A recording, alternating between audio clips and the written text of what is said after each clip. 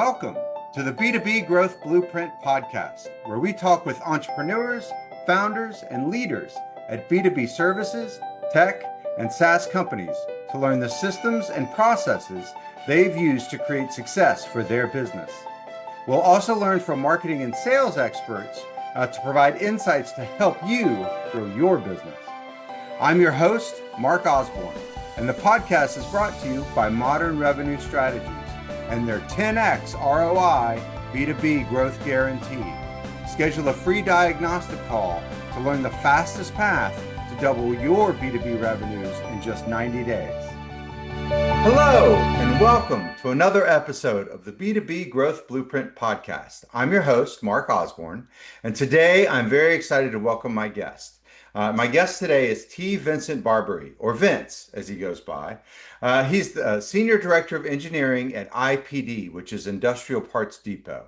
He leads engineering, product development, technical support, and warranty functions for heavy-duty engine components. Over nearly a decade at IPD, Vincent has been instrumental in scaling the company's aftermarket product offerings and technical capabilities across diesel and natural gas platforms. He also serves as Chief Technology Officer for IPD's tech venture, Industrial Digital Solutions, where he built and launched the Machine RX platform, an industrial IoT or Internet of Things solution, enabling remote diagnostics and data-driven insights for commercial vehicle fleets. With over 2 decades of experience in R&D and product leadership roles at companies like Honeywell Garrett, turbochargers, and clean air power, Vincent's background blends engineering depth with cross-functional business acumen.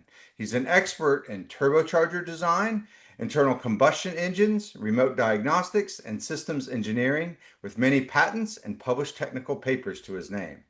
He holds a mechanical engineering degree from UC Berkeley and an MBA from Pepperdine's Presidents and Key Executives program. He also founded Daily Turismo, which is a successful automotive media brand and podcast. Now, whether leading global engineering teams or launching new ventures within legacy businesses, Vincent brings deep insight into how technical innovation, customer understanding, and organizational alignment drive sustainable growth, particularly in complex B2B markets. So Vince, welcome to the show. Well, hey, Mark, thank you. I appreciate being on. And I'm just excited to spend some time talking about this Travis Kelce Taylor Swift engagement. Because that's what you wanted to talk to me about, right? That's the topic for today. That's right. I spend most of my time discussing either football players or pop stars. So it's one or the other. So on a side note, before we get to that, right. Let's talk a little bit about, sort of your background. You've obviously done, a lot of interesting things and some kind of diverse ones from, a media component as well as, sort of heavy engineering and, sort of technical expertise. Why don't you give our audience a little bit of background on sort of your journey and sort of what you've done and what brought you to where you are today? Sure. I've had some of the strangest titles, and in fact, for a while, I was director of engineering and marketing. Okay. Okay. Which is probably, that was probably one of the strangest roles you'll ever hear of someone, leading those two functions in a business. But at heart, if someone asks me what I do, I'm still going to kind of try to say I'm an engineer. Okay. And that's because that's what I, as a kid, all I did is take things apart, and maybe they went back together, maybe they didn't. Berkeley engineering. I mean, it's hard to ever say I'm not an engineer or not want to do engineering or want to get my hands dirty in something. And on the weekends, I'm tearing apart old cars and when I'm building race cars or fixing the classics. At heart, I love engines and mechanical things and. But I also have a sort of creative side, right? And so, Daily Turismo, a media company I founded, 15 years ago now, just as an outlet to talk about cars and car culture. And then, I finished a year ago now, I finished MBA at Pepperdine to sort of bring some of the skills that I've learned about, managing people. And look, I've been a manager for close to 20 years now, the various teams. to try to put a feather in my hat and say, okay, I can do this. I've done it, and bring that combination of engineering, combination of some of the softer people skills, managing teams, and turn that into something that can provide value to businesses. And that's from a career perspective, that's where my career arc has gone. And I'm always excited to see what the next part is. And sometimes I don't know. It's just you talk to people and you the strangest coincidences about who you know and what they know. It's fun. Yeah. There you go. Well, and because you've done some really unique and unusual things and had some, kind of different kind of experiences, you bring a lot of kind of interesting expertise. And one of the things that I know that, our audience will find interesting is, as, in the heavy engineering and technical space, it's sometimes hard for those companies to stay relevant because they tend to be kind of conservative environments, conservative cultures. Talk to us a little bit about, how you've worked with legacy, sort of businesses and sort of slow moving B2B spaces and help them stay modern, even in, sort of, despite them being in kind of a commodity category. Sure. I've worked at a number of businesses that were sort of founder driven. Some of them while I was there, some of them before I got there, but it's always interesting when you come to a company where the founder is a person who does everything from just define the specs on a product to authorize you buying a pencil so you can do your work. And I actually did work at a company where I showed up and I had one monitor at my desk. I'm like, I need a second monitor. What is this? And the owner of the company, and this was, $80 million a year company. The owner of the company had to approve that for me to get a second monitor because you controlled everything that tightly. And look, those guys, they know what they know. They've learned a bunch, but when they go to certain phases of business, as you hit the $30 million, you hit the $100 million, you hit these different levels, suddenly you can't control everything. You have to have a team of people. You have to hire guys like me. You have to hire people that I've worked with over the years who are manage specific disciplines within your business, whether it's engineering, whether it's marketing, whether it's sales, and you have to trust those guys. And those sort of they're not your soldiers, they're your generals, right, in the war, right? They have to be good, and they have to work well with each other. They have to be able to coordinate things. And in these, particularly in this, I'll say, low margin commodity kind of product, you can easily get a company that makes money and can survive, maybe will survive for years, but it doesn't thrive. Yeah. And so to make it thrive, you have to get people who want to bring some creativity, people who want to say, okay, let's come up with a new product that will just blow the socks off the market. We just finished filming a video at IPD. And by the way, all the things I'm going to say today are my opinion. Okay. So it's not, I work for a company, IPD, great company, a fantastic boss. I love my job. But everything I say today on the podcast is my opinion. Sure. It's not a statement from the company. Not an official spokesperson. Exactly. Yeah. But we had so much fun. We shot and blew up diesel engine cylinder liners. Okay. For a marketing video. Okay. And we were proving that our product is tougher than the standard product that's in the market. Okay. It's a cast iron versus steel. All right. And it was so much fun to actually blow up engine parts. And I had a guy who I met at my MBA class who spent 20 years in the Navy SEALs. And so I got him to set up these piston parts on a firing range and shoot them with high caliber rifles. So it's we could have gone on selling a standard product, right? We IPD could have sold the same product for years, but instead we said, no, we're going to put something special in the market and we're going to explain why this is special. And even though this is not going to be that single product isn't going to be, sell enough to make, millionaires out of everyone, it's the halo product. That's right. and it brings, all the other product, the IPD, just look a little bit better because you've got this product that you've done something fun with, and you've taken some of the kind of boring aspect of some of these industries, and you made it a little more exciting. And you can do it with any industry. And we had that in a company that I worked for that made vision equipment for food and bev. Mm-hmm. And part of a big thing we did was a huge rebranding of these. There were these stainless steel machines that take pictures of Coke bottles as they move down assembly line. Okay. Mm-hmm. And they didn't look very sexy at all because they were industrial equipment. Why would it look sexy? But we hired a marketing company. We worked with the whole thing to reskin, and we with this blue and these swooshes, and add some flair to this piece of industrial equipment, because even the people who are buying industrial equipment, they're gonna it's like, are they gonna buy the Toyota or the Ferrari, right? Right. And if the prices are similar, if you don't have to put a whole bunch of money into your product to make it look kind of cool, That's right. It's fun. That's right. Well, it's funny, as you're talking, the thing that I see so often in B2B, that people forget is, although it is, a business making a decision to work with another business, and it's not my money that I'm spending, it's the company's money. It's fundamentally people that make these choices, and people are emotional. And people don't only buy, based on the logic of, this product is, objectively better than this other, especially when, and oftentimes in commodity markets, they're hard to distinguish between the two.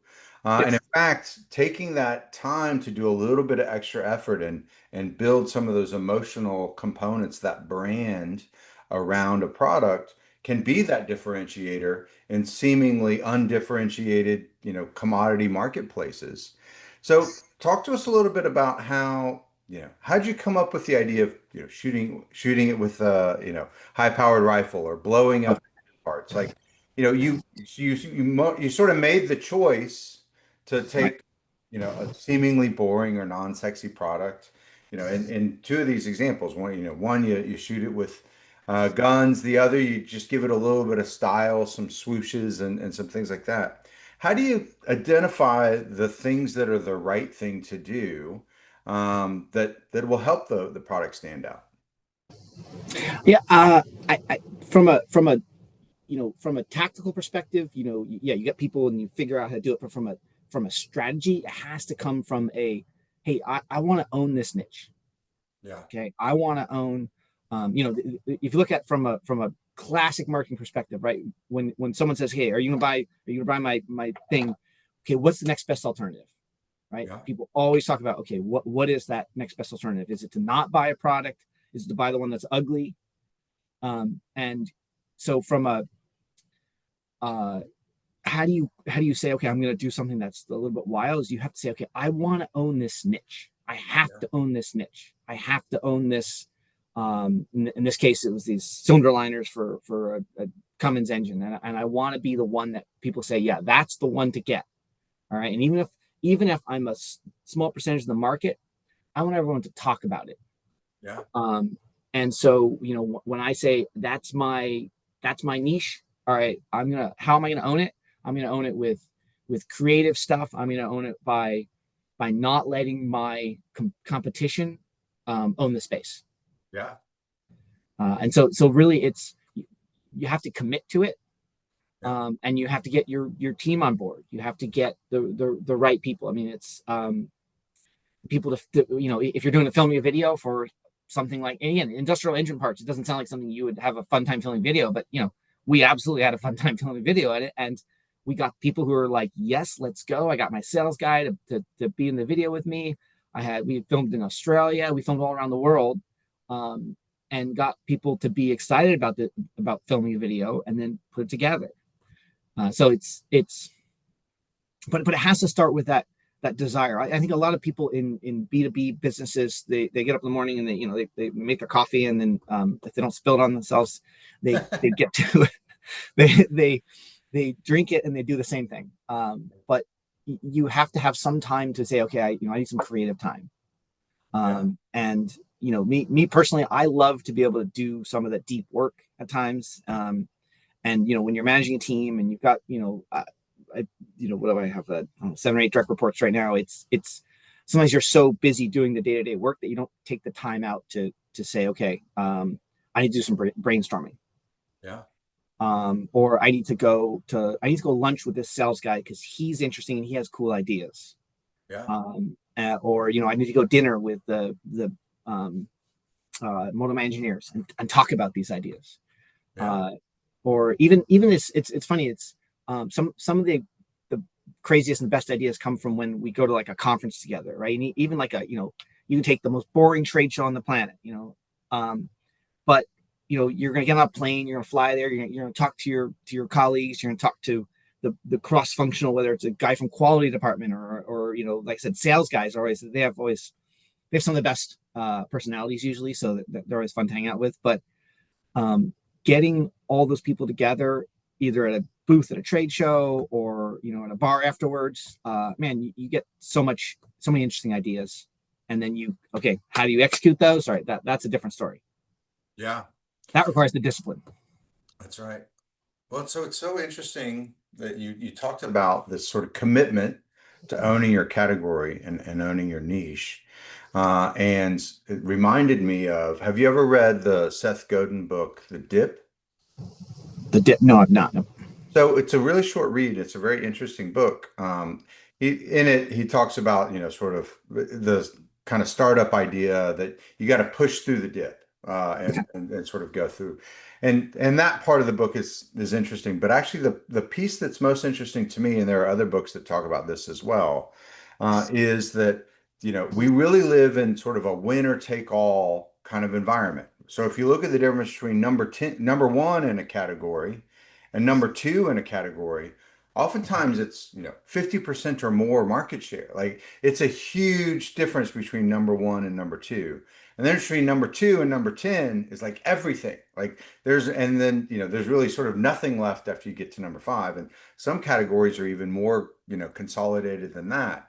And so this idea that you really have to strive for that market leadership position, because those market leaders, those category kings, as they talk about in the book Play Bigger, which is about category creation, they take all of the economic benefit out of the marketplace. And so, as you say, what are you doing if you're not striving for that number one position and using the sort of creative tools at your disposal to get people talking about you so that you can really dominate and create that position for yourself? Yeah, and you don't want to put your sales guys into the mode of just selling on price. That's right. Okay, it's it's price is sort of something that's easy to sell on, right? All right, mine's $1 cheaper. You should buy mine, right, sir. But it's just it's simple. You just start running math and you realize, oh, I'm not making money anymore. That's right. And really selling on it, whether it's technology or a competitive advantage, it's just it's not that just better for the business in terms of financial health, in terms of earnings and all the financial aspect. It's I find it to be more fun, more interesting. That's right. When you're selling on technology or selling on a key feature, and then the ability to communicate those features is another part of that. It's and it's always cross-functional, right? Because your engineering team has to be able to communicate to your marketing team, and your operations team has to be able to communicate to sales. Okay, this is our advantage, and this is why you want to buy our product. Our delivery's better, our quality's better, our the fit and form and function of our product's better than the competition, and you have to be able to communicate that in an effective way. Because, and I've worked at companies where sometimes the sales guys didn't know that. Right. You sit down and you talk to it. You're talking to a customer and you're explaining something to this customer, and the sales guys say, "Wait, I didn't know our product was better." And it's like, well, what do you been telling people this whole time? Right. That's right. So it's yeah, you've mentioned the dip on the on pushing up a new product into a marketplace, right? You always, your new product launches are always gonna encounter some resistance. Something's different. Someone has to change the number on a purchase order, and in the B2B world, sometimes we forget that I'm not selling to a consumer, right? My products don't go to a consumer. In fact, there's about 4 people in this chain, or maybe 5 in this chain, and I'm just trying to contribute my part to help. Now, there's an end user there's always someone, whatever the business is, there's always someone at the end who's going to take money he earned doing something else and put it into my industry. That's right. All right. And the tractor part, it's the guy who says, I need landscaping done at my house. Right. And he's going to pay someone to do the landscaping. That landscaper is going to pay someone to maintain his tractor. Right. And that tractor guy, the person who's maintaining his tractor, is going to pay likely distributor of the company I work for an engine part. Right. So I'm so removed from an end user. So I don't need to market to an end user, because oftentimes and this is B2B, oftentimes the end user is not making the decision. He's just paying someone to do some work. That's right. The decision maker is actually oftentimes my distributor or my distributor's customer. That's right. Well, and very different, sort of mindset and motivation for those different folks. But by understanding the whole ecosystem gives you a lot better visibility and insight into how to impact each of those decision makers at those different sort of stages of the value chain. And you talked about earlier, and something that I want to come back to, because I think it's really interesting.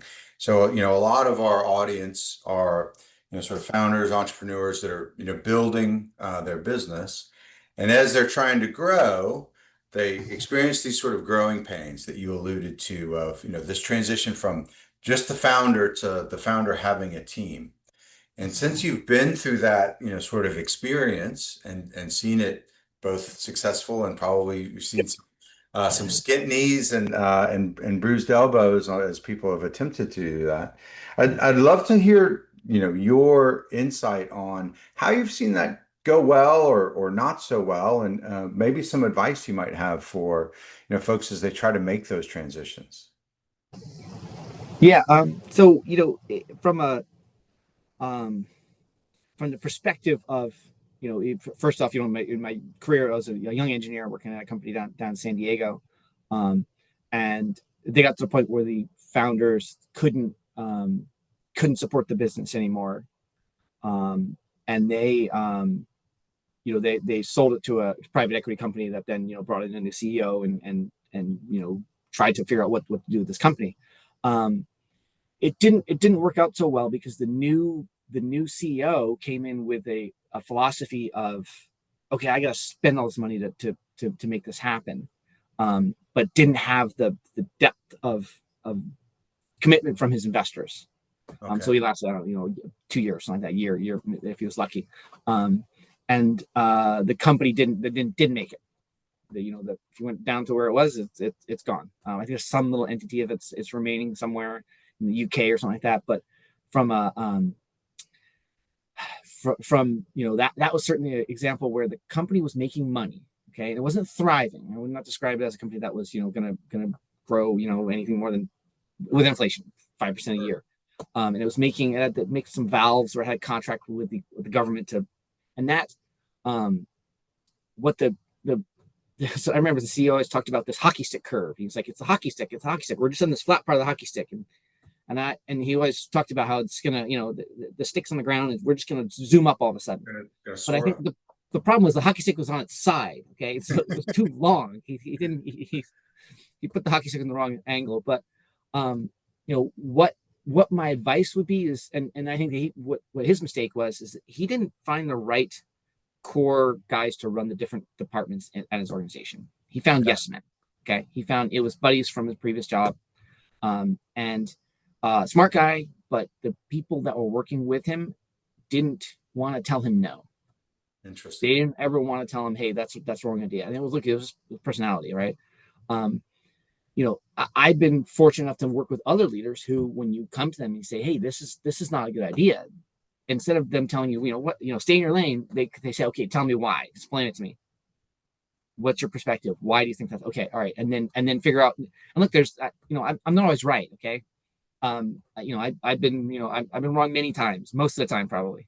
Ask my wife, she'll tell you. But it's your employees who are in that first level manager, director kind of level at a small company, they're going to come with insight that you as a president or founder or the main guy, you're not going to have that same insight, because people are going to try to, when you're around, they're going to have their backs up and they're going to be, oh, we're going to work great, sir. But the next level, they're the people that they have to be honest, they have to be transparent, and they can't be yes men. Yeah. So that reminds me of two things. So there's this, I don't know if it's a cartoon or if I've just always heard it sort of told as a story, which is, when everyone's climbing up the ladder, and when you're at the top and you look down, all you see is smiling faces looking up at you. But when you're in the bottom looking up, all you see is a bunch of assholes. Yeah. But it reminds me of, it's hard sometimes to get that, honest feedback from those folks down the ladder. But the other thing that, there's this phrase that people, recite all the time, which is, culture eats strategy for breakfast. And I think it, came from Drucker, Harvard Business School.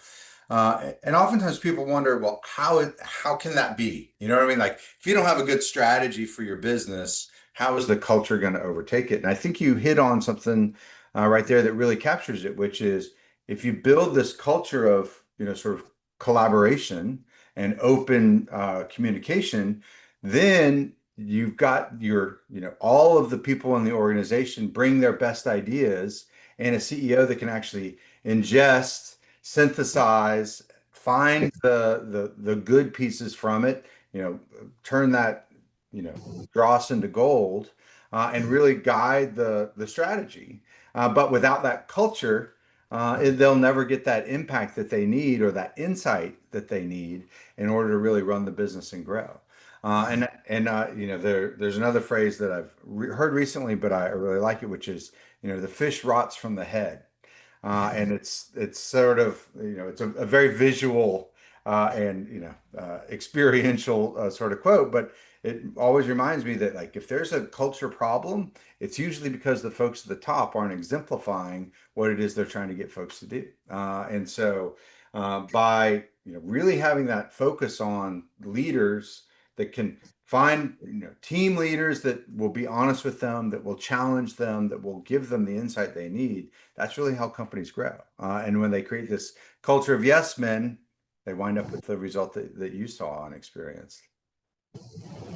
Yeah, and even if those guys are, it's the old hungry, humble, smart, right? That's what you're looking for in an employee, right? Oh. But you still need that maybe it's culture, right? You still need that aspect of, like, the culture has to be good. It has to work. And like every business is different, right? And every person's different within that business. And whenever I one of the hard things for me is when I'm hiring someone, particularly like replace an employee who's been there a long time. It's okay. I'm not trying to find the person who has the same skills as that person that's retiring or something like that. I'm trying to find the next generation. That's right.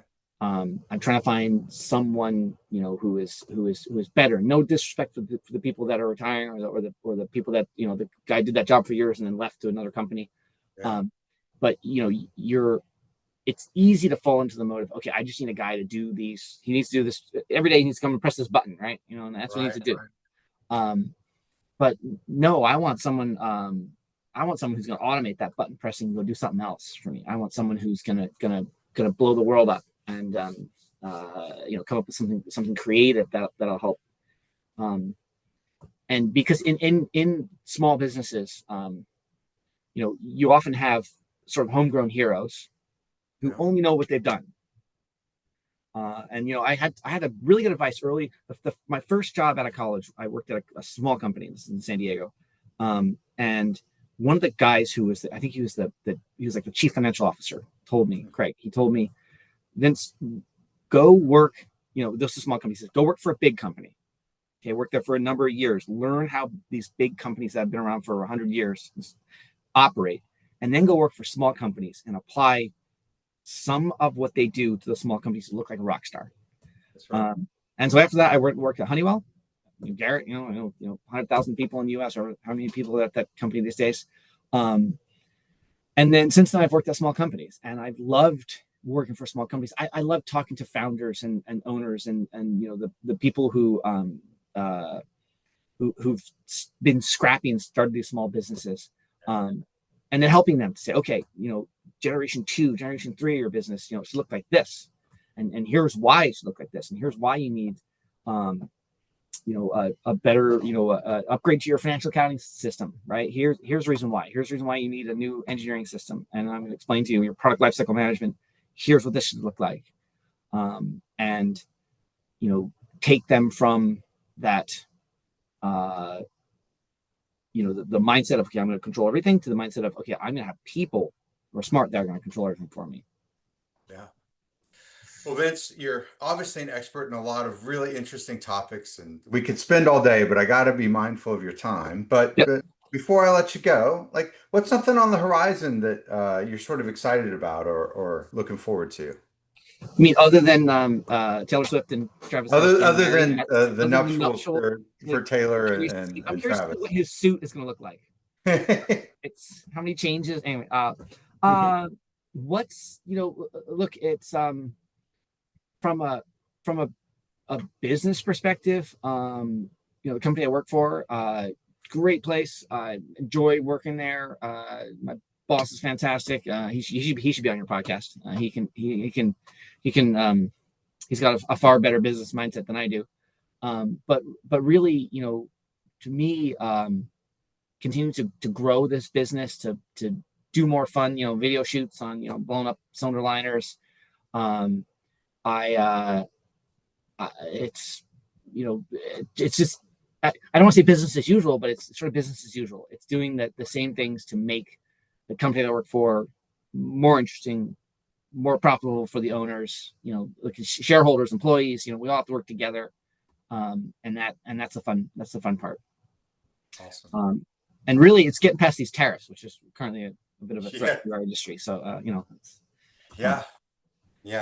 be interesting to see how all that plays out. Well, yep. For folks that have been listening and want to sort of engage with you or learn a little more about some of your perspective, what's the best way to get in touch?